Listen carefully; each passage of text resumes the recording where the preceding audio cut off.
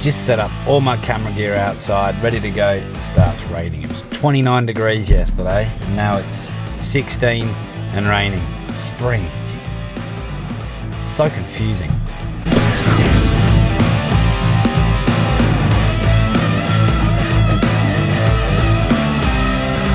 G'day, I'm Dan and welcome to my channel. It's all about four-wheel driving, camping, hiking, everything that has to do with outdoors and WA. If you're new here, firstly, welcome, and I hope you enjoy the channel. And if it's not your first time here, welcome back. Thank you so much for your support. I've got 150 subscribers now, so I really appreciate that. And I've got a quick question for you. How long have you been four-wheel driving for? I'm just curious because I want to know who I'm making videos for. So let me know in the comments section. That way I'll be able to sort of formulate better with what I'm doing. At the moment I'm focusing on the basics of four-wheel driving. If that's something that you're interested in, fantastic. If there's other stuff that you want to know, or even if there's information that you want to provide, if you've got links to something, or if you make videos, get in contact with me. And with that being said, if you do enjoy this episode, please consider subscribing. It really does help my channel, and give it a thumbs up as well. So let's jump straight into it. Today I want to talk about some more gear. Now when it comes to gear that you need just to get started four-wheel driving, it can get really quite confusing, especially when you start reading magazines and online articles about essential gear you need even before you dream about throwing your 4B into low range. And whilst it is true to some extent that you must have some additional gear with you, it's not essential to have a trailer load of gear, despite what retailers might have you believe. So the last episode on this topic, I talked about air compressors as well as tire deflators and digital tire pressure gauges, and I'll link that video up the top there somewhere if you haven't seen it, or if that's something that interests you. And this time I'm going to talk about another piece of essential kit. So let's talk about whether or not to invest in a set of off-road tires and what to get to best suit your intended style of traveling. If you've got, or if you've ever bought a brand new four-wheel drive, chances are the tires that it came with were what are called light truck or LT tires, and they're built for heavy vehicles or to carry heavy loads. Four-wheel drive utes, trucks, vans are designed to carry heavy loads, so a light truck tire is essentially what it needs. And these are perfect if you just intend to drive on the highway, and in many cases as well, they're also the most fuel efficient type of tire. However, if your intention is to travel off-road, then investing in the proper set of four-wheel drive tires is one of the most important decisions that you'll make. And that's because off-road tires are very different to on-road tires. So firstly, you're going to want a tire that still provides you good grip on the road, but is also puncture resistant and is good for things like sand and mud, and will also provide you with good grip in those conditions. And generally, in the nature of four-wheel driving, we take a lot of gear with us, so you still want to maintain a tire that can carry heavy loads as well as many passengers. So essentially, a basic four-wheel drive tire is just a beefed up version of your light truck tire. It's often not a very easy choice when it comes to choosing the best tire for your needs. So my suggestion is to first of all drive your car with the tires that they have and get used to how they drive, and just pay special attention to the areas in which you think your tires could improve, as well as the areas that they are very good at. For instance, my 2013 Hilux SR came with what are affectionately described as cheese cutters. They're narrow highway tires, and they offer much less rubber than an off-road tire. The sidewalls are not very strong at all. In fact, I ended up putting a tree not only through the sidewall but the other side of the tire as well. And they're not really designed with airing down in mind. The footprint that they achieve when the tire is at a lower PSI isn't as great as what you'll get with a tire that is specifically designed to have the larger footprint, which essentially means you've got more rubber on the road, more grip. However, with that said, I did find that these tyres performed really well in soft sand. I have upgraded my tyres since then, and I've found the tyres that I do have are exceptionally good in pretty much every situation. The only criticism that I could give them is I do get stuck in sand more than I used to with my cheese cutters. So the original tyres that I had were obviously the stock rubbers. They were 205 R16Cs. That's about 29-inch diameter. They were on a 16x6 steel rim with an offset of +45. So about a year after owning the car, I wanted to upgrade. And that's when I found myself in the amazingly complicated world of four-wheel drive tyres. And the first thing that I noticed was there's not really any standard for rating off-road tyres, and so it is hard to know what tyre to compare to what tyre. Now, saying that, off-road tyres can be categorised into three typical types of tyres. They're your highway terrain, all-terrain, mud tyres, as well as mud and snow tyres. It quickly gets a little bit complicated, so let's break them down a little bit, starting with your highway terrain or HT tyres. So these guys are the lightest, quietest and the smoothest of all off-road tyres. However, they are more specifically designed for the road. That's where they have their optimum performance. And these are also often fitted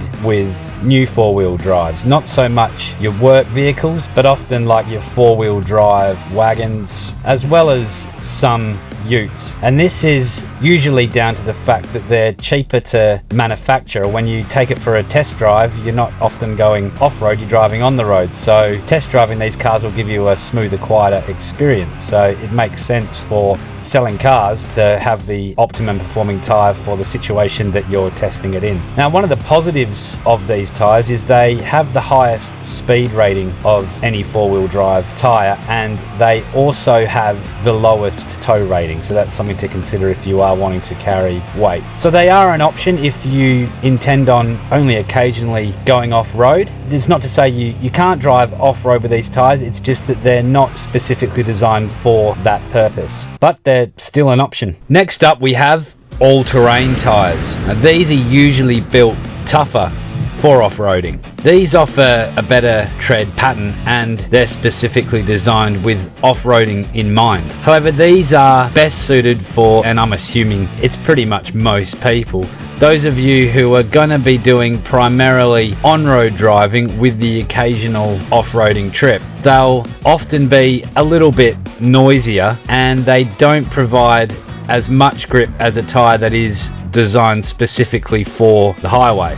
They're really a hybrid of a serious off-road dedicated tyre and your standard highway tyre. And they have a lower speed rating, but a higher load rating. Now, not all terrain tyres are built equal. In fact, some manufacturers offer all-terrain tyres which basically resemble a highway tyre in strength as well as grip. And then you've got others that are built so tough that they both resemble and have the same quality as a mud tyre. My advice if you're considering an all-terrain tyre is this: look for one with a higher number of plies. These are the number of layers on the sidewall as well as on the tread itself, and then compare them with what you've currently got. There's no point in spending extra money for tyres that are essentially the same as what you've already got, claiming to be something that they're simply not. Also, a good set of all-terrains, the ones that you want to look for, will have tread that look ready to go four-wheel driving. You can get all-terrains that have a tread that looks very similar to highway tyres. The reason why you want to get tread that looks more like a four-wheel drive tyre is because they're designed to clear mud from the tyre. You're going to get more highway noise, as I said before, but when you're driving off-road, you want that mud or the sand to constantly be thrown off the tyre. If it's collecting on the tyre, it turns them into slicks. So look for something that looks like it's ready for business. Now, you also get the option of a light truck construction or a passenger construction. I would personally go with the light truck construction because these are built to withstand load, carrying weight. And also when you're driving off-road, you're going to end up occasionally throwing a lot of weight onto one tyre, be it whether you mean to or not, and you're avoiding the likelihood of popping your tyre if you go with a light truck construction. So far, if you're wanting an all-terrain tyre, this is my recommendation. Go with an all-terrain light truck with a good four-wheel drive tread pattern and at least 4 plies in the tread and 2 on the sidewall. I mean, 8 or 10 ply is even better, and that will help protect your tyres when you're driving over sharp rocks, or as you're driving through ruts and you're using the sidewall of your tyre to get a little bit of grip. And then you've got your mud tyres or your MT tyres, and these are the strongest heavy duty four-wheel drive tyre known to man, and they have that deep blocky tread that make your four-wheel drive look like a monster truck that we four-wheel drivers have come to know and love. So the main point of these is they make your 4B look badass. They do, however, come with a price tag, and they're also the noisiest on the road, and they will cost you the most in fuel. But they're fantastic in mud. They're amazing for things like rock climbing. They're great for a whole heap of serious off-roading. They're really dedicated to four-wheel driving. They're not the best on the road. So if you're someone who enjoys a nice quiet drive along the highway in the country, these can start to get a little bit annoying. They do, however, have a higher load rating and are the go-to tyres for pretty much anything that's extreme in four-wheel driving, but they're not the best choice for sand driving. You may be into four-wheel drive competitions, or if you just simply want your four-wheel drive to look really mean. And they also provide the very best puncture protection of any other four-wheel drive tyre. So whether you need mud terrain tyres for your standard four-wheel driving is something to decide based on your individual requirements. Now, I won't go into mud and snow or MS tyres much, other than to say they're exactly what they say on the tin. If you feel that you need these tyres in WA, then, well, you know something I don't. However, if you're heading somewhere where there's snow, or if you're from a place where there is snow, what a mud/snow tyre is a tyre that has tread grooves that lead into the center of the tread, and they have at least 25% of an open tread pattern. Yes, and they are also good for snow, whatever that is. So they're the main types of four-wheel drive tyre that are available. Now, deciding what type of tyre is right for you is one thing. Understanding the sizes is another. It's almost as hard as when you walk into a cafe and try and order a flat white. You need to know the intricate lingo that goes with it. For me, it's a large latte topped up, or something that's basically a milky, flattish white kind of thing. So I'll use my tyres as an example. In normal person speak, I have a tyre that's good for both on-road and off-road. Also gives my car a little bit of lift, because they're a little bit taller than the tyres that I had before. Gives me about a 2-inch lift. Now, in translation, my tyres are an LT265/75 R16 119/116 RAT. So it's easy to see how confusing tyres can be, especially when you've just got a pile of numbers and letters to work with and you're expected to understand what someone's talking about. And I've constantly found that everyone else seems to know what they're on about except me. So what I'll do is I'll throw up a few slides here which will hopefully give you a rough guide as to what I'm about to talk about.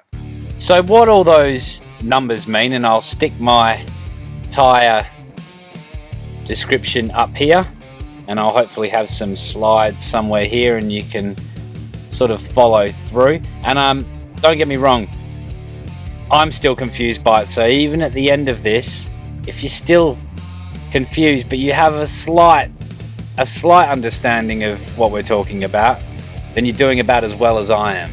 So I'm running a light truck tyre with 265 millimeters of width.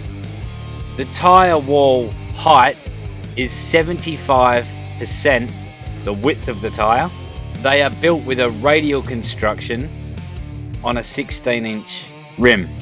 They can carry a maximum weight of 2,998 pounds, and they're designed for use as an all-terrain tyre.